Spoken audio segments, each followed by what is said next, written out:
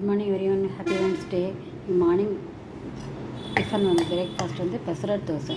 பைத்தம்பருப்பு பூண்டு தான் போட்டு ஒரு பிடி அரிசி தான் போட்டுட்டு 1 மணி நேரம் ஊற வச்சுட்டு தேங்காய் கொத்தமல்லி கருவேப்பிலை பெருங்காயம் போட்டு சேர்த்து அரைச்சிட்டேன்.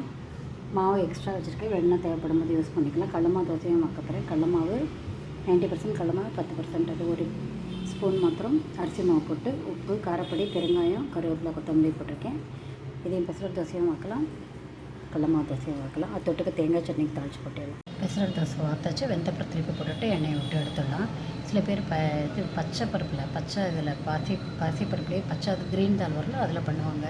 நான் அது பைத்தம்பருப்பில் தான் பண்ணுவேன், டேஸ்ட்டாக இருக்கும். வெந்தவொடனே திருப்பி போட்டாச்சு. சூப்பரான பைத்தம்பருப்பு தோசை ரெடி ஆகிடுது.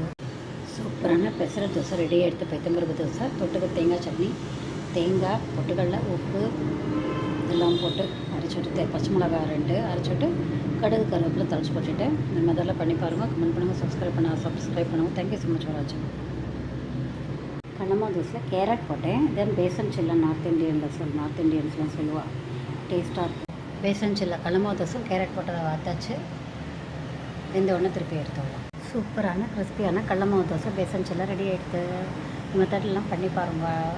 பெசரட் தோசையும் எதுவும் கமெண்ட் பண்ணுங்கள், சப்ஸ்கிரைப் பண்ணுங்கள். தேங்க்யூ ஸோ மச் ஃபார் வாட்சிங்.